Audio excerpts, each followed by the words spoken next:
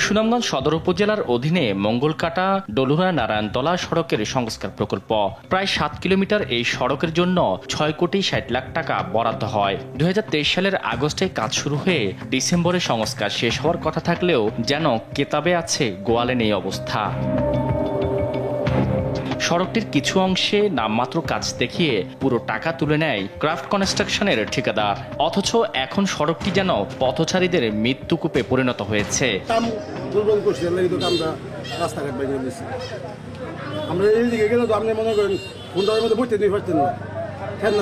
খুব নিম্নমানের কাজ করছে এরা। জাহাঙ্গীরনগর এই সাইডে বন্যা ভাঙছে, এই সাইডে ঢালাই করছে হালকা কিছু, আর এই সাইডে বাজারের ভিতরে হালকা কিছু ঢালাই করছে। এছাড়া মাঝখান দিয়ে যে গালাগুলা দিছে, গালাগুলো অল্প দিনে উঠে গেছে। রাস্তা দেখেন, অর্ধেক রাস্তা তো ভেঙে গেছে, আর ওইদিকে রাস্তা তো কমপ্লিট হয় না এখনো। এখান থেকে এতটুকু নতুন রাস্তা করছে, এর 1 বছরের ভিতরে সবকিছু উঠে গেছে।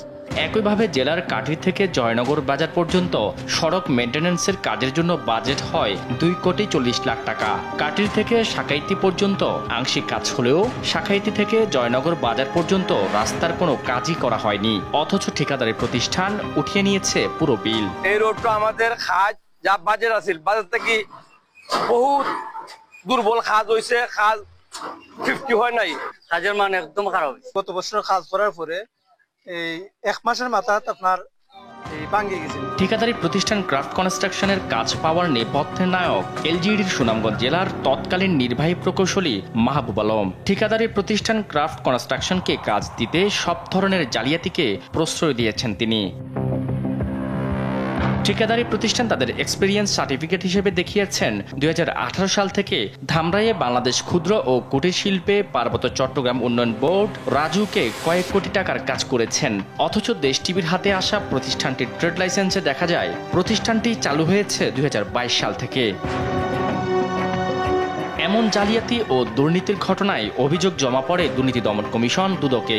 অভিযোগে উঠে আসে 9 কোটি টাকার এই কাজ পাইয়ে দেওয়ার সঙ্গে জড়িত সুনামগঞ্জের সহকারী প্রকৌশলী মোহাম্মদ আরিফুল ইসলাম। তবে দেশ টিভিকে দেয়া সাক্ষাৎকারে আরিফুল ইসলাম দায় চাপান সাবেক নির্বাহী প্রকৌশলী মাহবুবের উপর। এটা আপনার মতো আমিও শুনেছি আর কি। যদি এরকম হয় তাহলে তো হচ্ছে তাদের বিরুদ্ধে তাদের মানে এই বিষয়ে আইন অনুযায়ী ব্যবস্থা নেই আর কি। এই বিষয়ে জানতে মাহবুব আলমের কাছে এলজিডি ভবনে দেশ টিভি। তিনি এখন গুরুত্বপূর্ণ পল্লী অবকাঠামো উন্নয়ন প্রকল্প পিরোজপুর ও ঝালকাঠি জেলার প্রকল্প পরিচালক। ভুয়া কাগজপত্র দেখিয়ে ক্রাফট কনস্ট্রাকশনকে কাজ পাইয়ে দেওয়ার বিষয়ে প্রশ্ন করতেই ক্যামেরার সামনে কথা বলতে রাজি হননি তিনি। আমি একটু আপনাকে কথা বলি, যেভাবে সরকারি যে বিধিবিধান আছে সেভাবেই করা হয়েছে। আপনার সাথে বইটা নিয়ে আমি এ নিয়ে ক্রাফট কনস্ট্রাকশনের কর্ণধার নীলিমা রহমানের সঙ্গে কথা বলতে চাইলে ফোন ধরিয়ে দেন স্বামীকে। উত্তপ্ত বাক্যে নিজেদের এসব অপরাধের অস্বীকার করেন তার স্বামী। আমার হাজবেন্ড আর ওনার সাথে একটু কথা বলেন, ওই তাতে বলেছি আমাদের ব্যবসা 2016 সাল থেকে, কিন্তু I am not bound to tell you anything, বরং you have to give me the answer. আপনি আমার ট্রেড লাইসেন্স আপনার কাছে রেখেছেন কেন? শাহাদাত নিশাত, দেশ টিভি, ঢাকা।